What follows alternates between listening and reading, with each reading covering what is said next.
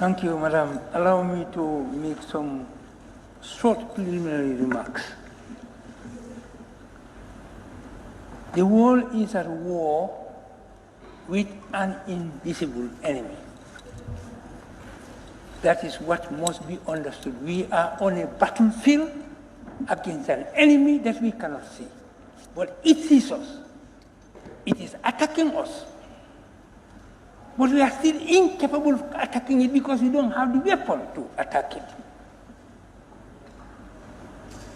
But the beauty of being a human being is this.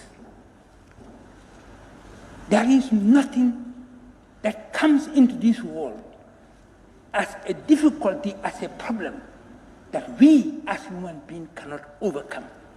That is in our nature. That is in our intelligence. That is in our capacity. But you cannot win a war with sentiments. Wars are not fought with sentiments. Wars are fought with ideas, with skills, with objectivity, and with required weapons to fight. The beauty in our being human being is this. Even though this enemy is invisible, but our intelligence has told us that there is a way you can prevent yourself from it, even though you cannot see it. That is what we must be thinking about. That is where the intelligence lies. You cannot see an enemy, but you can prevent yourself from it. That is very intelligent. How do you prevent yourself? They say, well, if you do this, and you do that, and you do that, it cannot attack you. That is the issue. And here sentiments have no place. It is tactic. This, in fact, everything that we are doing is tactical. What enables us to fight the enemy that we cannot see. We must strengthen ourselves. We must reinforce ourselves against an enemy that we cannot see. That's the tactic that we have been developing. That's the strategy that we have been developing. A strategy to overcome an enemy that you cannot see. Sentiments do not have place here. I have said it over and over and I repeat it. This National Assembly is the heart and soul of the nation. The nation depends fundamentally on this assembly.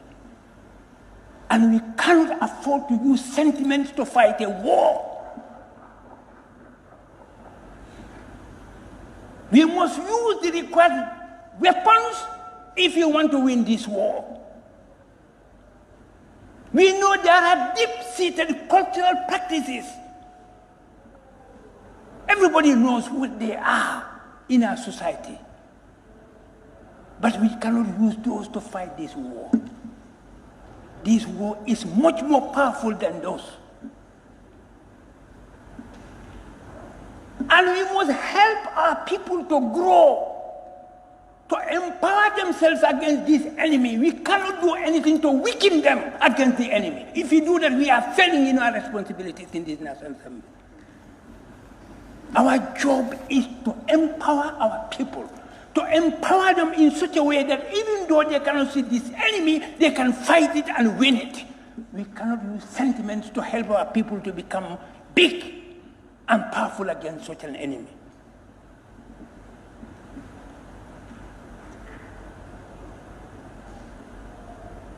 Let us not diminish ourselves. Let us not mitigate ourselves.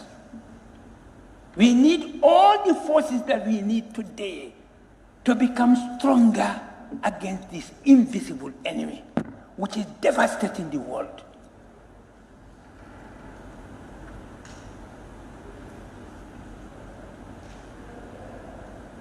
That is the issue here. As far as I know, I have never, since my life up to this day, I've never heard of any virus in the world like this. Ebola came Africa. SARS came Europe. This one, the whole world. And that's why the world is united against an enemy that they cannot see.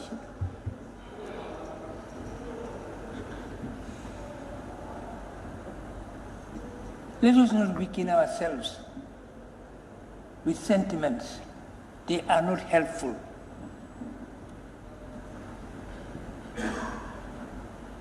Madam Speaker, I think the committee we need to applaud the committee for the work that they have done. Within so short a time, 38 places, Basse to Bara, within so short a time with limited resources. They have done well. And that is what we require in our circumstances. Commitment to what we are to do to fight this enemy. Everybody must be committed to that. Please, let us help each other to grow. Let us help each other to understand the need for us to have the means necessary to fight this common enemy that we cannot see. We should not do or we should not say anything to weaken anybody against this enemy, this devastating enemy, an enemy which we don't know how long it is going to last. Do you know that there are new cases in China? New cases have emerged in 2 different places in China. And that is where they say it was going away. Now it has emerged 2 different places in China. We must be really prepared to fight this war. And we are very well ill-armed. You have all been saying it here. Ill-armed. And we should not allow that ill-armedness to continue by discouraging people, by putting sentiments into people to accept what is going to kill them.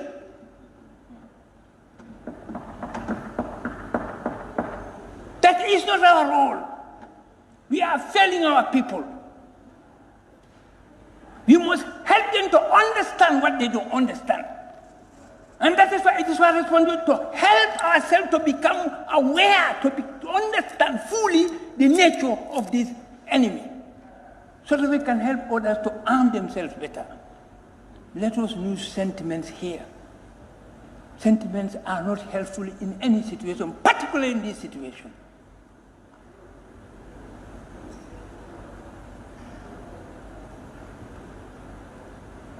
I'm not against extending the period,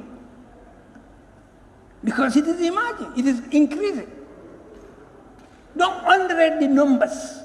That's how it started everywhere. Ghana, it started with 18. One died. Now tell me how many have died in Ghana. How many are infected in Ghana? Thousands. So it is growing. So why do we want to become complacent in the face of an enemy which is waging an onslaught on the world? We cannot afford that.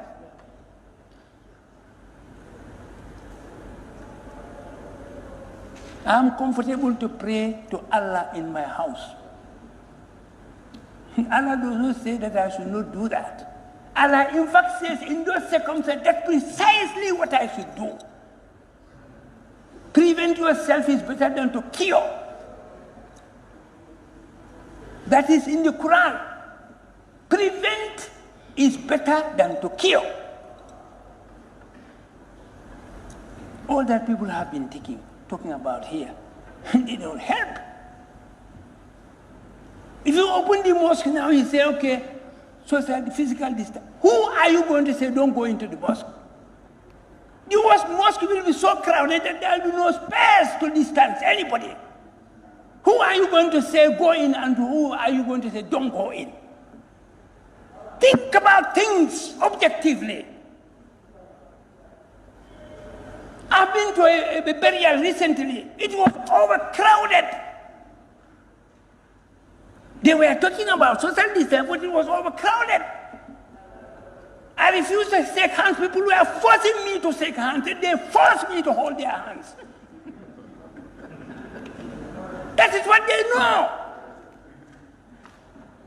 But right in our circumstances. It is a culture we all know, we embrace, but sometimes you have to put culture aside to survive. To worship is to survive. If you die, you cannot worship. Save yourself to keep your life in order to worship. Don't help yourself to die in order not to worship. Look at things more objectively, please. These are terrible times in the world, and this is the time we should grow bigger as human beings. Difficulties should make us even acquire more knowledge against the enemies of our existence. That's the situation in which we are. Let's leave all these petty talks aside. Let's leave all these petty talks aside. Let us engage ourselves into dipping, into understanding the enemy that we are to fight. That is what we must do. I don't need to be a doctor. I don't need to be a scientist to want to save myself,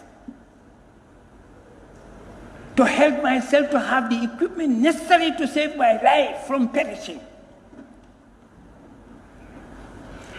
And that is why this is a collective enterprise. Those who know are pulling together those who don't understand, don't know, and they are helping them to know in order for them to become strong against an enemy which is invisible. We are doing well, but we have to do still more.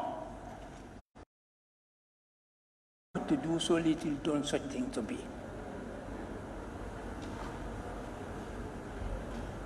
My dear colleagues, we all know what the nature of our society is. And when you talk about distancing, if you look at the sociology of our society, sometimes when you talk about teachers, I laugh. Go to some homes here. There is only one house for father, mother, daughter, sons. One single room. Bedtime. What type of social distancing are you talking about in that circumstance? You see, we have to understand the nature of our society. We have to understand the nature of the structure of our society to be able to do these things, these measures, to design them and implement them. Unless we understand the nature of the society in which we are living in, all that we are saying will be meaningless. If you talk about social distancing in such a family, you are insulting them. That's what they have. What about a place where everybody eats from the same bowl? Which is also a culture, which is a practice everywhere. What are we saying about? What are we saying about that? Okay? A wife and a husband, they are two on the bed, but they are lying down. They can lie on top of each other. So that is also why social distancing there. You are laughing, but it's a fact. You sleep with your wife. When you are sleeping, you just roll on each other. You don't even know what you are doing. So, social distancing. Funny.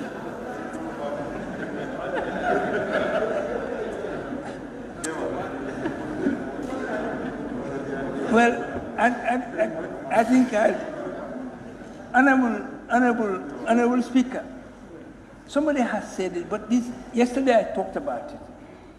And Honorable Nyasi has mentioned it. Bile also has mentioned it. I know, Busumba.